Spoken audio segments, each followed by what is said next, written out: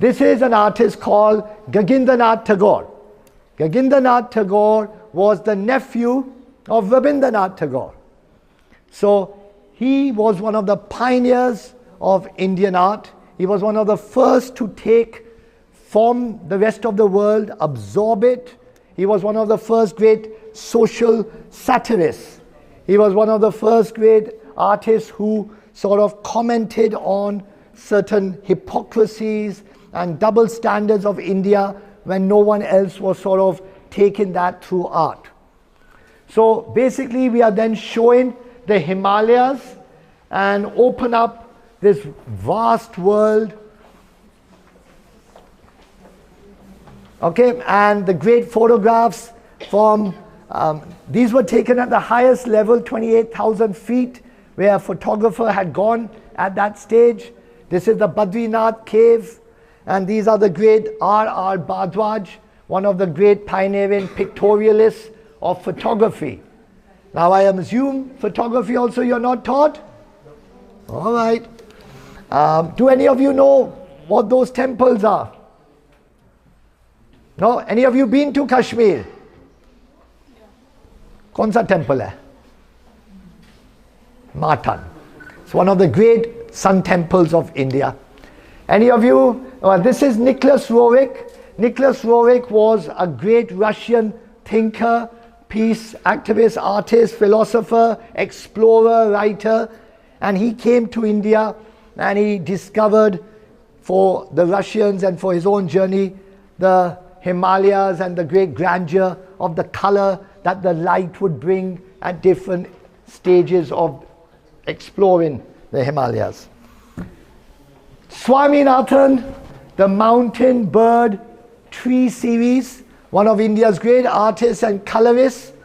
Let's move forward and let's come here. You see this wall? This wall is trying to show in glimpses the relationship between animals, humans, nature, and the cosmos. So it's one of the research categories in one's India Studies framework. And over here, now all of you, any of you been to Ranthambore? Who's been to Ranthambore? Tell me, do you know what this is? What is this?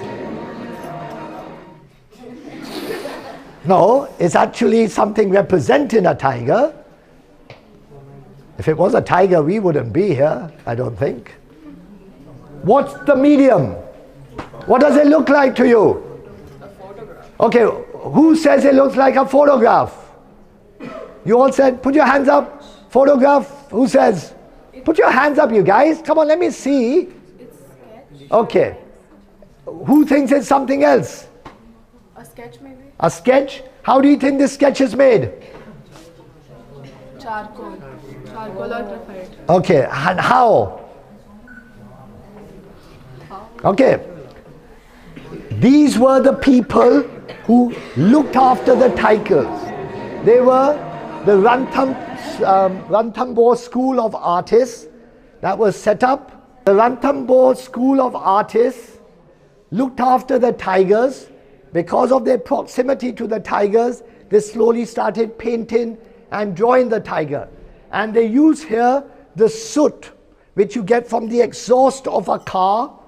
You put it on a newspaper. You fold your newspaper 9 times. When you fold a newspaper 9 times, you get a tip which is as perfect as any pen. And from that newspaper tip, they made these drawings. Okay, obviously they have a photograph to look at, but the energy, and this is that same artist there who did your Jamni Roy Christ, the little Jamni Roy. So here we are showing different forms of animals. My favorite, I have a sanctuary for abandoned and injured dogs and cats, and so for me, the way the humans are treating the dogs is a disgrace. And I hope you as younger people will have a bit more empathy and will hopefully take to task those who show cruelty against the dogs, especially the stray dogs, who are the most beautiful, honest, decent, loyal, and loving creatures in the world. Please understand, just in case you didn't believe me, this is an image of Dattatreya, who was once the Trinity God of Pashupati. And the 4 dogs here represent the 4 Vedas. So the dogs were given the highest respect all throughout our history. The only companion Yudhishthira chose was a dog to the gates of heaven. A dog will never, I'm putting in my 2 pennies on animal welfare, excuse me. A dog will never bite you unless it is worried about its children being attacked or you are attacking it. You got more chance of the human next to you biting you than a dog ever biting you. Here you got the explanation. Oh, sorry. So one of the great artists that has shown the empathy of the dog is Somnath Hall. Somnath Hall is another great artist. Here you are seeing how from drawings, sculptures are evolved. Here is one of India's greatest international artists and teachers. He was the head of the New York School of Art and Printmaking, Krishna Reddy. And he created in the 50s a very unique intaglio process which brought in multiple viscosity processes so that you would have multiple colors move in a very organic way. So all the forms he was trying to express in the 50s were these great organic forms. This is a spider's web, jellyfish, whirlwind, wave, blossoms, tree trunk, germination, all these kind of ideas. Then you've got another great artist who used the folk traditions of India to show his art, Jyoti Bhatt. This is a Hira Jubilee trophy. I had nowhere to put it, so I put it here because it's that. And Munaswamy was one of the great artists of Cholamandal, though he was never allowed in Cholamandal because he had problems with his head panika. But this is his version of animal. And here is India's finest artist who took the folk and tribal traditions and inspired his art. Over here, all of you, these are the prize which will change the educational system of India. That is the film booklet. In the film booklet are the original credits, the storylines, the lyrics, all the cover images, what's the next feature. Without this booklet, you cannot really teach the history of film, and you can't teach the history of many related subjects. And therefore, this was the prize part of our collection. This is a little drop. We've now collected nearly 89% of all films ever made. So this will one day, very shortly, you'll see how this is helping you understand your subject. Turn around and you will see a small sample of the archive of India's most celebrated international filmmaker, not just then, but even now. No one really liked Satyajit Ray, and it wasn't just for the sake of name. He truly was a great Renaissance polymathic mind. He was a graphic designer also. He was a book illustrator. This is his book illustration for children for Bengali script. He was a writer, he was a filmmaker, cinematographer, he loved music. He had a great relationship with Ravi Shankar. And when they parted, Ravi Shankar was asked, how was Satyajit Ray as a musician? He was okay. Because he would interfere, he was tell Ravi Shankar, aise karo, so obviously, ab kya bole. So here are some samples of part of the archive, original letters by him, documents, all kinds of different archives which will be accessible to all of you in a few months. So, as I said, understanding different facets of India, whether it's the way to understand her through pilgrimage, whether it's the concept of an Orientalism, where the Westerner wants to see India, whether it's going to an architectural heritage. So that's the change that has to be brought about. And then we come to the greatest energy of India in her creative world, and that is of cinema. So in cinema, there's millions and millions of objects in the world on this subject. We have probably the greatest that the world's seen. We can only give a few samples. And the way we decided, we just gave one introductory wall. We put one photograph, the first photograph of Watson's Hotel, where the first film was shown by the Lumiere brothers when they came to India. And remember, cinema was introduced to India barely 5 months after it was launched in Paris. So India was always in par with the development of cinema. We never gave it that kind of documentary support. We never gave it that intellectual support, educational support, material support. And then as it slowly became a source of entertainment, it was very difficult then to change certain parts. But I'll show you a much deeper. So you've got someone like Himanshu Rai. Many great entrepreneurs came up, the Madans, Prabhat Studios, Imperial Studios, New Theatres, and he gave rise to Bombay Talkies.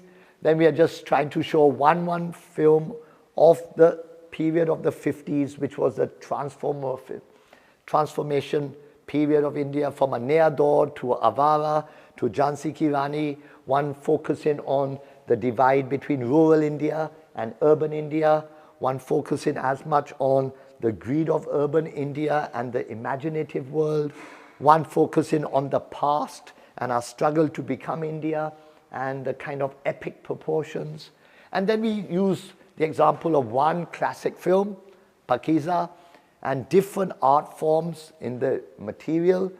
And like this is the Golden Jubilee Trophy of Pakiza. The world probably has not seen this for about 50 years because it's lost to humanity in a way.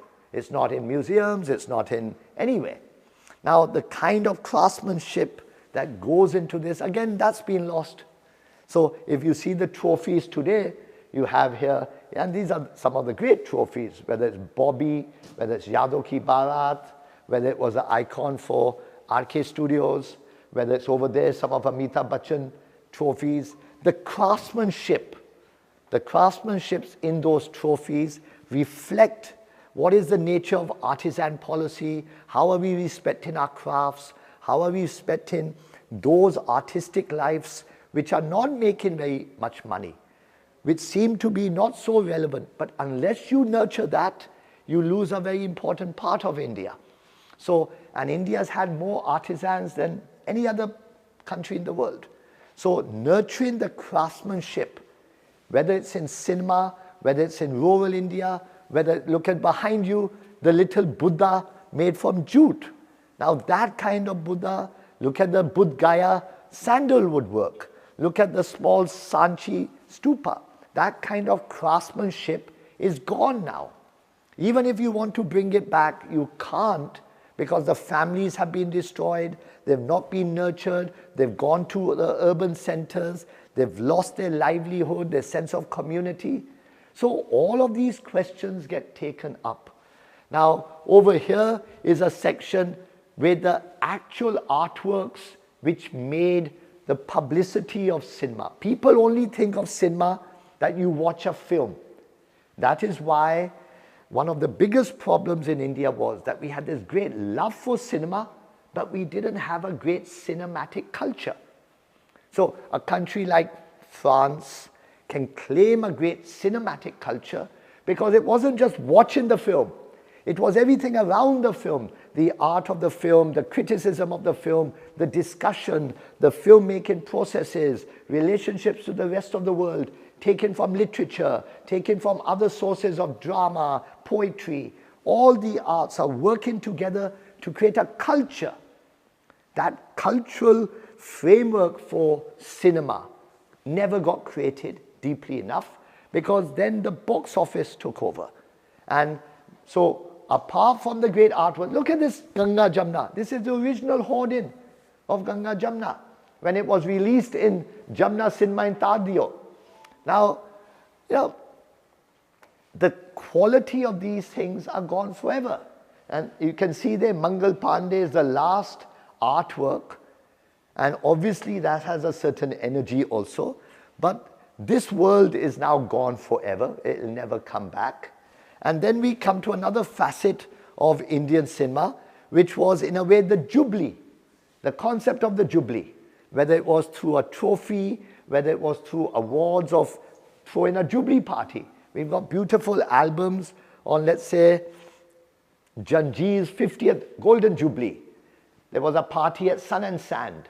So Prakash Mehra had first of all the 50th Jubilee of Janjeer, and he also launched Hera Pheri, his next movie. He also launched Himalaya Ke God Mein, or Himalaya Se Ucha, I can't remember now. And those documents are important guidelines for mapping out histories of the box office. Now, I have purposely compared here two different worlds, the Jubilee Trophy and the film festival catalogue cover, because there are two different worlds that look at cinema very differently. One looked at cinema as an art form, one looked at cinema as an entertainment form first and foremost, and a source of box office receipt. Both of these have existed in India. Both of them have created. So with the art of cinema that goes into the publicity of a film, the concept of the Jubilee and the box office of a film, and the film festivals which nurtured and promoted the artistic, or what we used to call parallel cinema, from the Satyajit Rays to the Ritik Ghataks to the Minal Sens, Shyam Benegals, Adur Gopalakrishnans, all of them who saw Mani Kaul, Kumar Shani, who saw cinema first as an art form, then as a source of entertainment. And then the greatest actor, superstar of Indian cinema as an example. So you see an Amar Akbar Anthony, Lavaris, Namak Halal, Diwar. Now, they have their own energy. It resonates with our people. You've got two great icons for RK Studios, even greater tradition. So this together, here's another one, Ram Tevi Ganga Meli. So with the Jubilee concept, with the film festival concept, with the arts of cinema, you have for the first time, trying to put together how a culture gets developed. And then we come to our curiosity cabinets. But before we come to the curiosity cabinets, we come to this framework here. And this is at the heart of our archive. And I've not privileged it in this exhibition. And that is the world of cinema. Not just Indian cinema, but the way the world of cinema and its archives, its scholarship, its documents got created. So whether you start from Thomas Edison to the greatest probably cinematic figure in the world, Charlie Chaplin, to the birth of comedy in Hollywood, so from a Buster Keaton to a Keystone Cops to different facets of comedy. So from the 1900s, 1910s, you then come to the great period where German Expressionism was a very important part of world cinema, because as many great German film directors started leaving Germany because of the changes in the political climate, with Hitler coming to power, Hitler then changing the nature of creative freedoms. So great film directors like Fritz Lang, Joseph von Sternberg, Erich von Stroheim, F.W. Monod, Silsberg, various came to Hollywood and gave Hollywood an absolutely unique flavor. And that scholarship is what we have one of the greatest archives in the world on, and that will be part of the next exhibition, where we will privilege this world. So you can see here, these are the original handbills of Hollywood films released in India, released in the Indian theaters. At that time, Capital Cinema was a big cinema. There were many other, Wellington, there were various films. And then came Regal, Eros, Metro, New Empire, and Liberty finally on the year of independence. So this finishes one part with the curiosity. The curiosity cabinets are very important parts of any great exhibition. It puts very unique little bits and bobs for you to discover for yourself. It's like a child going into a dollhouse and finding beautiful things and playing with them and just having fun. And yet they could be very rare and unique items. So you got here the original booklets on Mughal-e-Azam and Gone with the Wind. The first postcards of Ravi Varma paintings. Various things on how Mughal-e-Azam showed itself. Cinematic chemistry. Raj Kapoor, Nargis albums. The first postcards of Hollywood.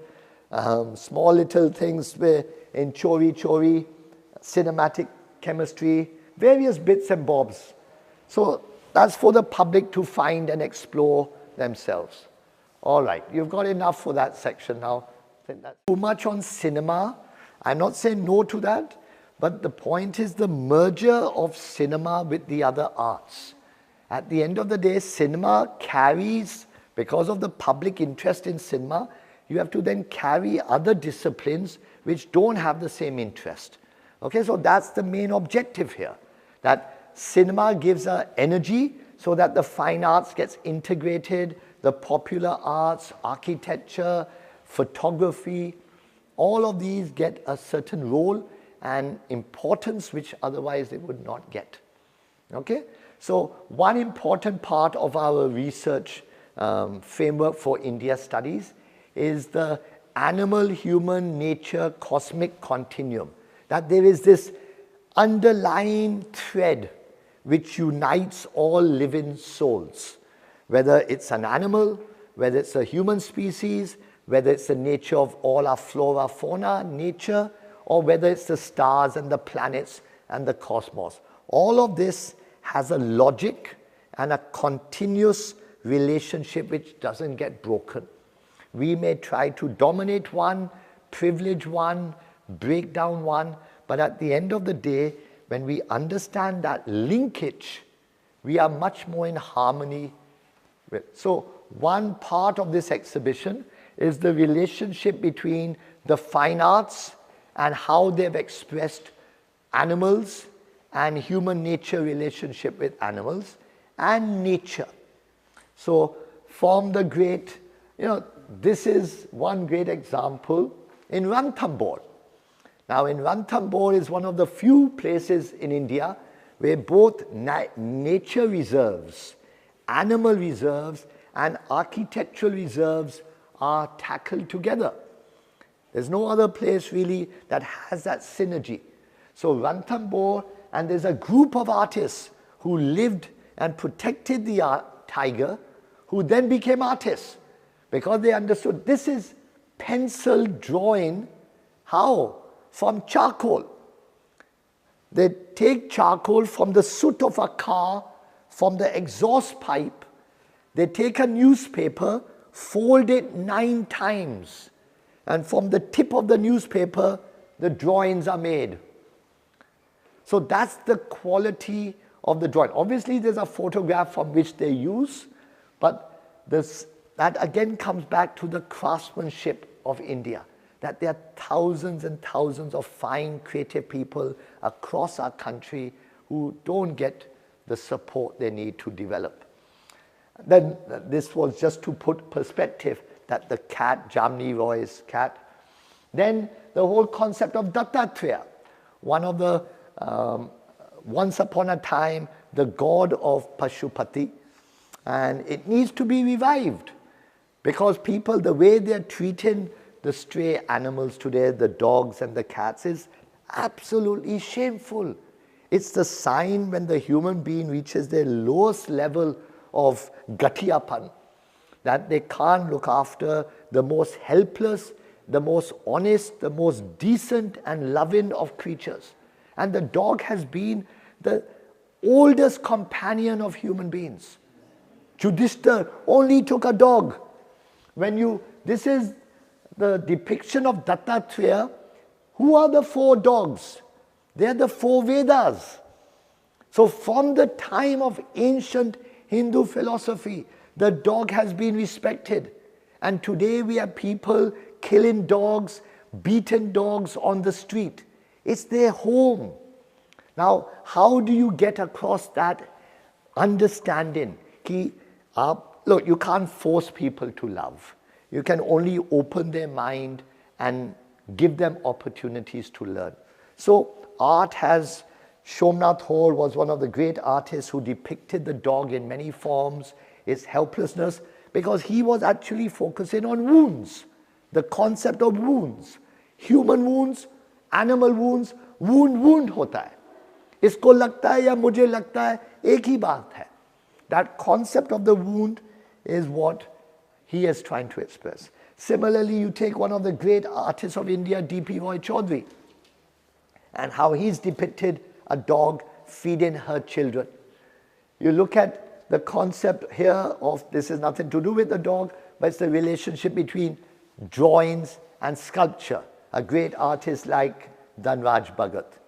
Then these are 2 examples of one of India's greatest printmakers, Krishna Reddy, who from 1955 to about 1968 created some of the most unique, innovative intaglios of the world, where natural forms were the inspiration. So spider's web, jellyfish, germination, whirlpool, tree trunk, blossoming, the wave, pastoral, all these kinds of natural organic forms he expressed through very unique intaglios. Then you've got artists like Jyoti Bhatt, who tried to revive the craft traditions in the fine arts and also take forward certain aspects of it. हीरा को वैसे ही मैंने याद डाल दिया क्योंकि यहाँ भी animals थे, सोचने दो लोग को हीरा और ज्योति भट्ट का क्या मिलन है. Munuswami, again another great artist who used the line to create a sense of Indianness. In the 60s, in Cholamandal and South India, great artists like Panikkar, Ramanujam, Sultan Ali, Munuswami, Bhaskaran, Vasudev, many others were trying to experiment that how can we be modern and Indian and uniquely ourselves. So these experiments, in the Western concept, the line is always usually an outline. It's an outline to something else to focus on. But in Indian philosophy, the line is an imaginary joy in itself. I don't need the line to be an outline. The line itself is the beauty because it comes from the inner world. That's the difference between those 2 worlds. One represented the outside material world, one represented the inner movement of one's idealism. And that difference is what became the East-West dialogue to a large extent. And these great paintings of Sultan Ali, the Pramanu Darshan series, one of the unique attempts of using folk and tribal symbolism to express modernism in Indian art. Then we have another great tradition in India, and that is of the book tradition. So the book tradition has an old tradition from Abindranath Tagore, Hussain, Satyajit Ray, Ganesh Pine, K.G. Subramaniam, all the way to the younger generation of Namrata Bachchan, where her recent book, Full Circle, or her lovely illustrated book of her grandfather's poetry, Haribhai Bachchan in Madhushala, beautiful artworks, part of the tradition of bookmaking and book illustration. So that, and there's some original artworks from those books. And so this is another section which we are also taking forward.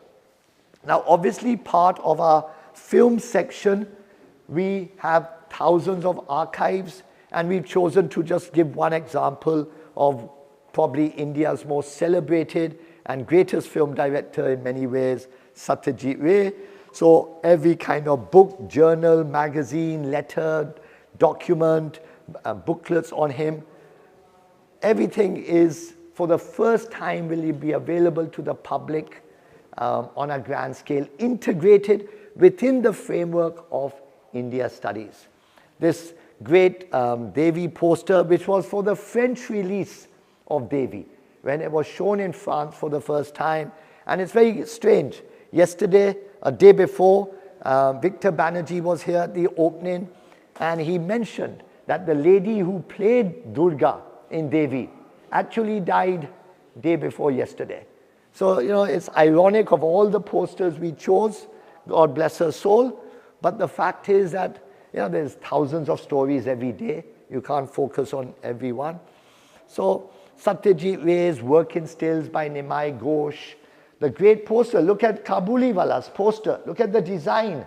This was Tapan Sinha's Kabuliwala and Ritik Ghatak's poster. So the Bengali poster had a unique design sensibility because they used the font of the text like an artwork, which most Hindi film posters or South Indian film posters did not do. So that's why Bengali film posters are a bit more beautiful and aesthetically pleasing and graphically exciting, because they use the font, image, dialogue, jugalbandi in a better way. All right? Take, for example, the whole journey of India's struggle to be herself, to create an India Studies conceptual framework, is from the 1880s to the 2020s. Now, all 6,000 years of India lives in 140 years. So we have always this violent, non-violent dilemma in all civilizations. India took it to an extreme because of one individual, passionate thinker, and that was Gandhiji. But at the same time, when you struggle against foreign power, violence is the norm of most ways. Now, Gandhiji, people think they understand. Our objective is to show, no, you don't. There are many ways to look at even the most established icons of our century. You look at him from here. Now, if you see something like this, most people don't get it, because in the 1870s, 80s, Hindu mythology was shown in the Calcutta presses in Bengal from Kansari Para, Chor Bagan, Calcutta Art Studio. Look at that. Yamma, Shiva, Makhandaya. Then Ravi Varma press came along. People started copying the Ravi Varma press. And then you see how political propaganda uses myth, uses religion to bring about a relationship and communication with the people. So Gandhiji becomes Shiva, the British Empire becomes Yam, and Makhandaya becomes Bharat Mata. Now, this relationship between the secular and the religious and the struggle for one's identity is always entwined in India. You can't separate it honestly. You can try your best, and it doesn't matter whether it's the most secular-minded person or whether it's someone who has another version.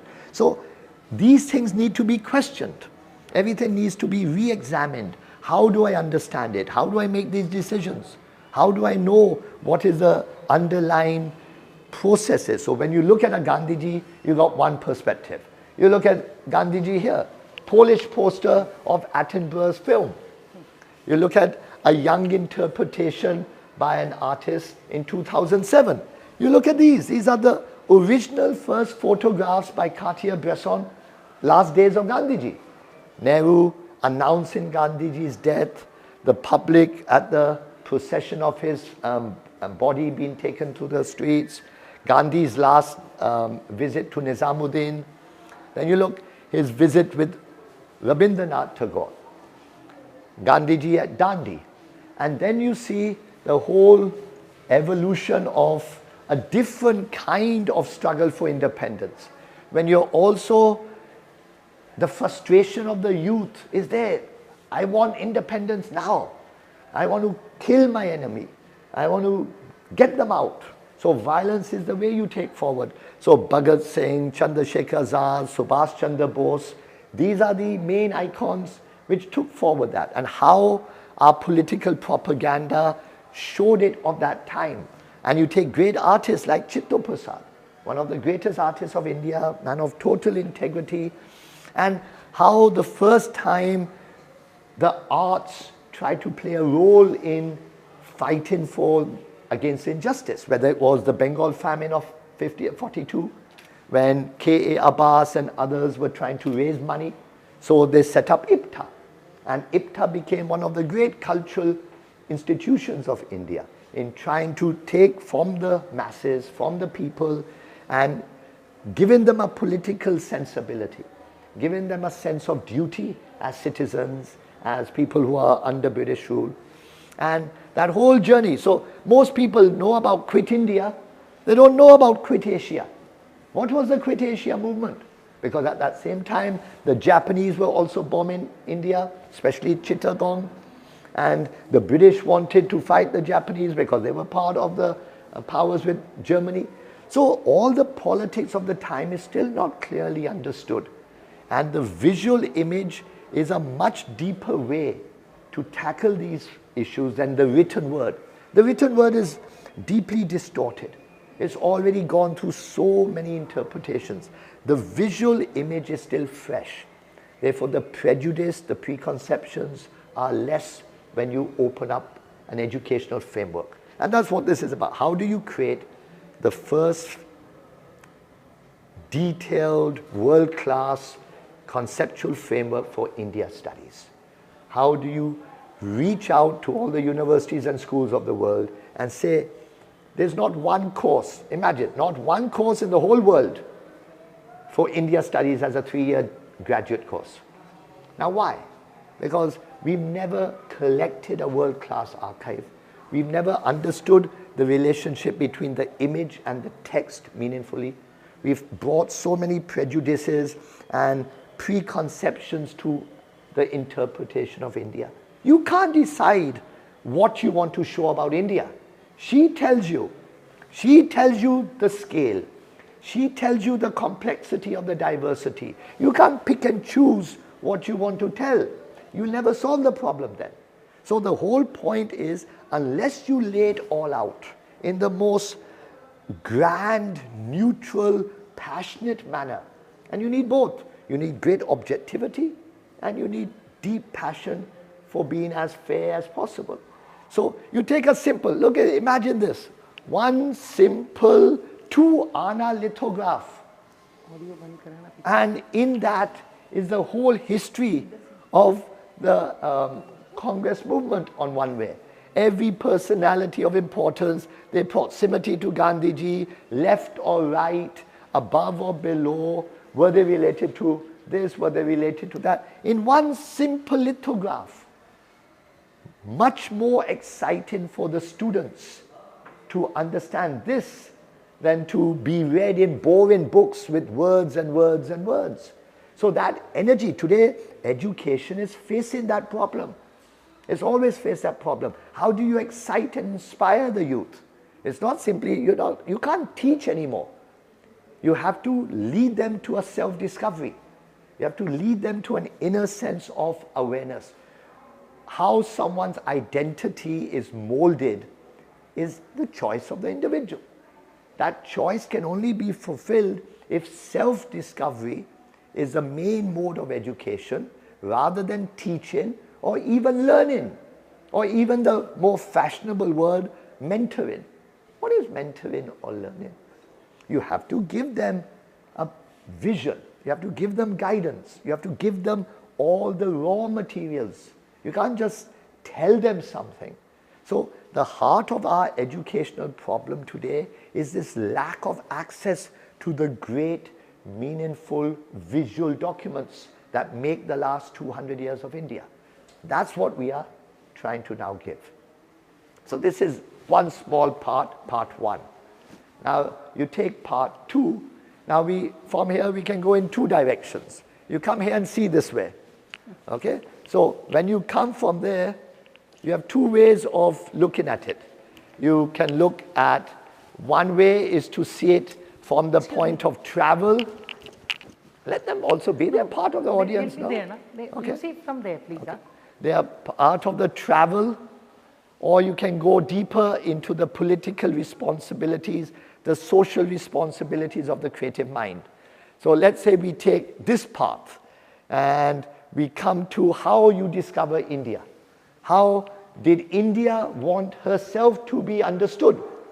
It's a very important way, that how did we come to know what is India? Who is she? How do we study her? How do we explore her? How do we visit her? Where do we place the emphasis? What do we ignore? What do we not ignore? So all throughout first travel was basically about pilgrimage. We would go to a Palitana, we would go to a Bodh Gaya, we would go to a Nalanda, we would go to a Banaras, we would go to Brahmeshwaram, we would go to Palni, Tiruvallalai, lots of places, Sharangam, that's there. So the whole concept of pilgrimage, and then pilgrimage suddenly gets a boost when the first railways come about. So because of railways, you can travel further, and because of that, you want to promote, आइए, Sharangam के पास आइए, या Allahabad आइए, या Banaras आइए, या Mathura आइए. So these posters were created by a great artist called M.V. Durandar. So these are the first posters created in India to facilitate travel. And you notice that in the 1920s, it is going to the holy sites.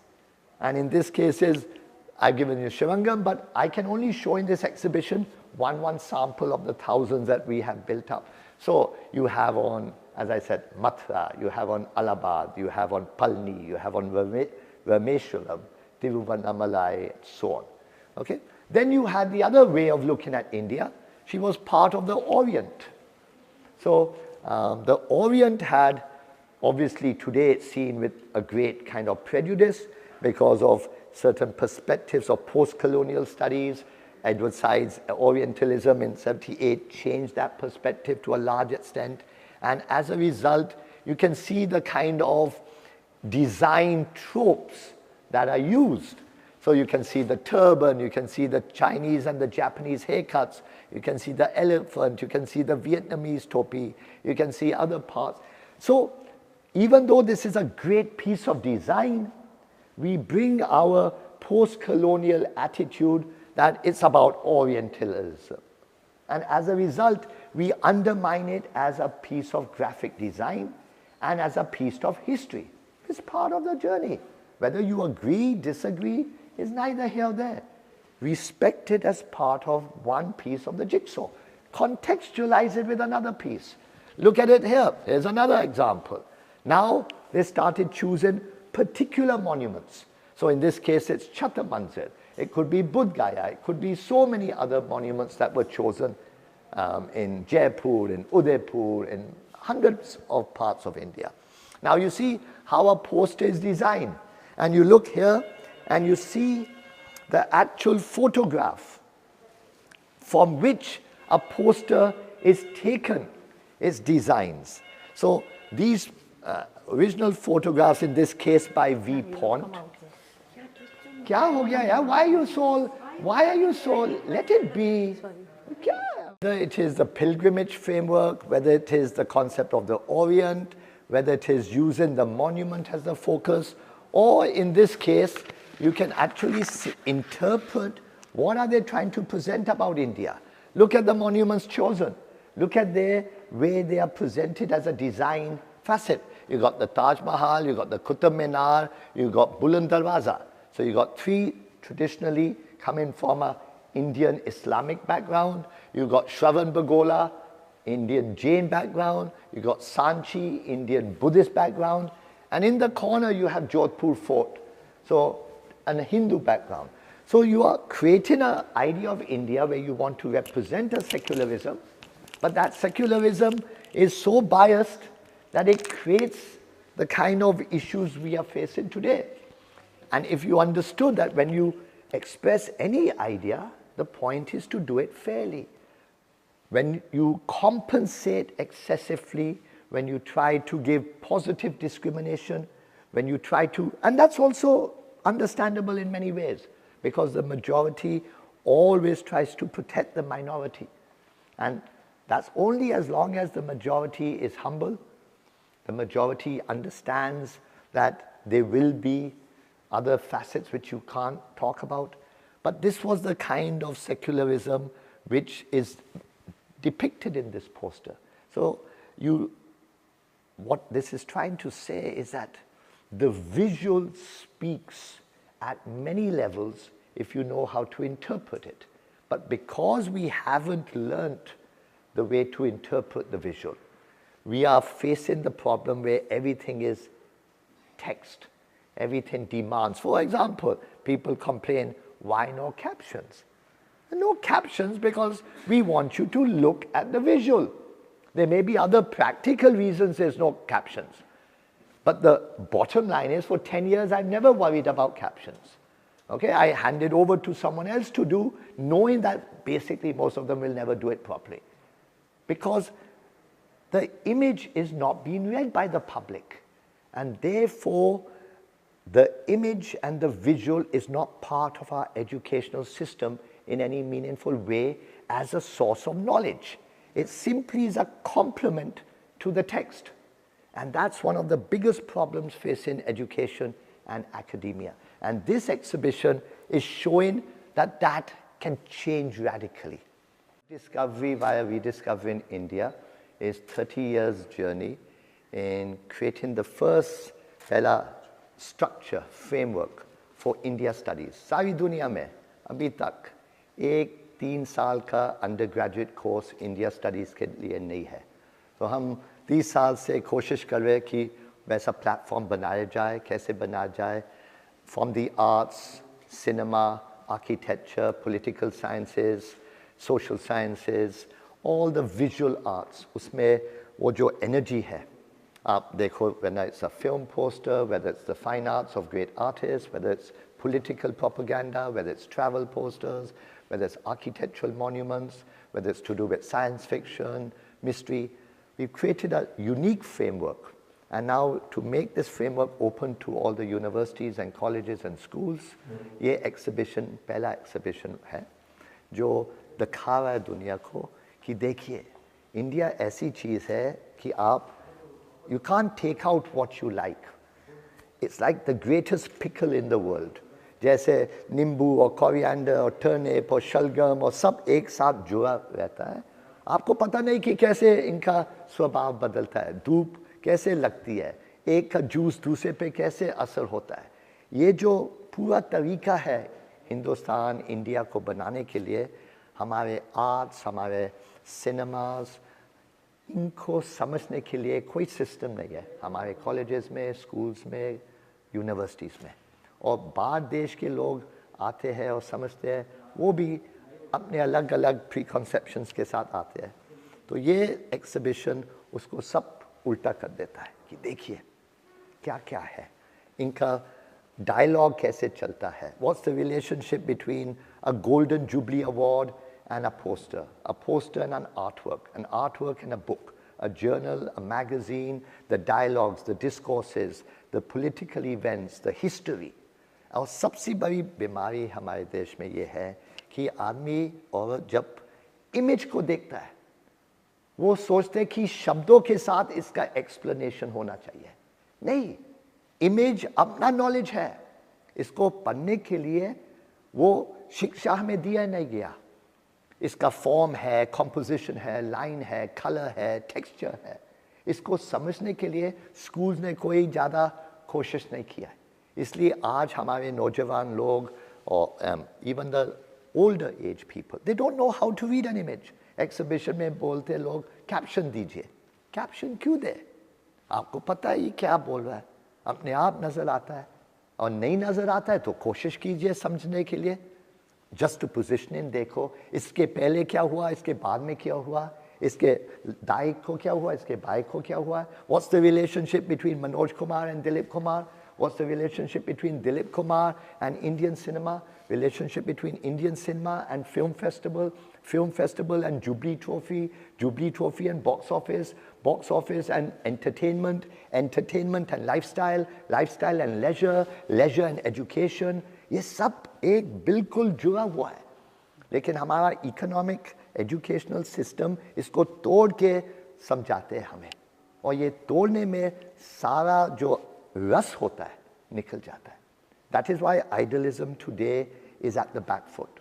Idealism जो idea लेता है, जिसके दिमाग से idea निकलता है, वो सोचते हैं कि हम कुछ नहीं कर सकते, अब आइडिया किसी और को दे देते हैं, उनको इम्प्लीमेंट करने दो. बिजनेस को दे देते हैं, गवर्नमेंट को दे देते हैं, फिलैंथ्रोपी को दे देते हैं, और फिर रोते हैं कि यार हमारा आइडिया कुछ और बन गया है. क्यों बन गया है? क्योंकि आपने किसी और को दे दिया है. You think about it. कोई ऐसा मौका नहीं है देश में जहाँ म्यूजिक नहीं बजाओ, लेकिन यूट्यूब ने स्ट्राइक करना है.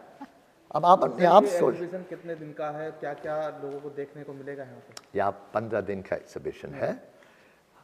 फॉर्म आप आगे पहले जब आते हो, फ्रॉम 1880s to 2020s, 140 साल की इंडिया का इतिहास, आर्ट से, सिनेमा से, आर्किटेक्चर से, स्कॉलरशिप से, the relationship between animal, human nature and the Cosmos.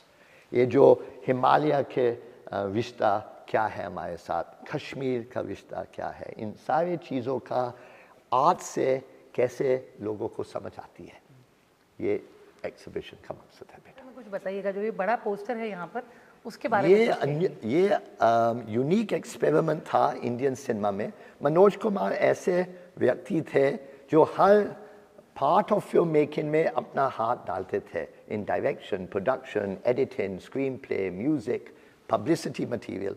और उन्होंने एक आइडिया था कि क्रांति के रिलीज के पहले हम एक महान कोई आर्ट वर्क बनाए that can go to the main metros in Bombay, Bangalore, Delhi, Calcutta, Madras. इसमें कोई नाम ना हो, क्रांति का नाम नहीं है, मनोज कुमार का नाम, नो ब्रांडिंग, खाली आर्ट. सो पंडित राम कुमार शर्मा को उन्होंने बोला कि आप ये पोस्टर बनाइए. 12 शीटर है, तो ये 12 शीटर गया था. अब बिल्कुल 1-2 कॉपीज हो गए दुनिया में. और इट शोज वो पीरियड था जहाँ आर्ट और सिनेमा का मिलन आखिर स्टेज पे था. जैसे आप बात देखो, गंगा जमुना को देखो, ओरिजिनल आर्ट वर्क, यहूदी का देख लो, दायरा का देख लो, अंदाज का देख लो, मेरा नाम जोकर का देख लो. उस ज़माने में आर्ट और सिनेमा का ज़्यादा मिलन था. अब इसके बाद लास्ट आप बात देख लो, मंगल पांडे. उसके बाद बिल्कुल ये hand painted publicity material stopped. Okay sir, ये जानना है मुझे, आपने ये 12 शीटर पोस्टर है ना, शायद एक ही है? नहीं, एक तो ये नहीं बोल सकते, 1-2 और हो सकते हैं दुनिया में, हमें पता नहीं. लेकिन क्रांति का एक ही फिल्म का 12 शीटर पोस्टर है ना, और कोई नहीं, 12 sheeter posters may be separate. This is a pre release without the branding of the film. That's different. That is unique. That's only one like that. We've only known of this experiment. No other film experimented like this. Because, as I said, this decision is only possible when, see, apart from Raj Kapoor and Manoj Kumar, there were very few other directors who were also producers, who were also like involved in all parts of making the film. So Manoj Kumar had that control, Raj Kapoor had that control, there were a few others. So unless you have full control, you can't do certain things also. That is, that's another part of the way things are built in life. Sir, ये आपको कहाँ से मिला ये poster? बाबा, आप ये क्रांति के पोस्टर के ऊपर क्यों इतने सवाल हो रहा है?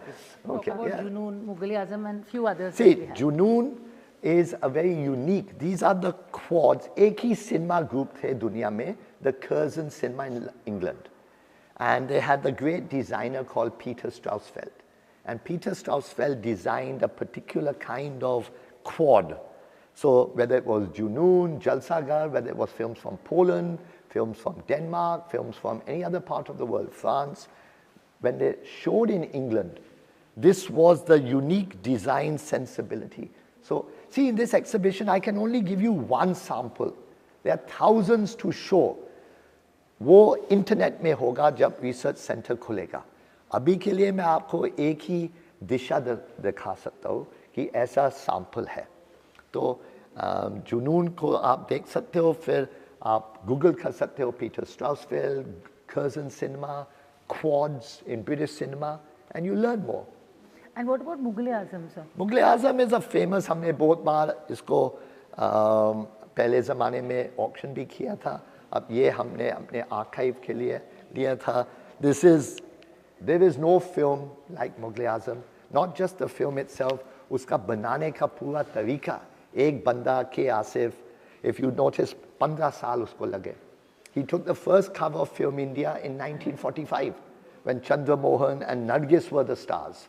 15 साल के बाद उसने 10 covers लिए. वो जो जुनून और passion उसमें था. और that's why for us K. Asif is an important factor because her Hindustani, her Indian में एक मुगल आज़म बैठा हुआ है. लेकिन वो मुगल आज़म को निकालने के लिए जो stamina, love, passion, money, opportunity, energy is required. वो नहीं मिल रहा है लोगों का सपोर्ट. तो वो सपोर्ट हम कोशिश करेंगे कि ये रिसर्च सेंटर से थोड़ा सा सपोर्ट मिले कि हर आदमी का मुगल आज़म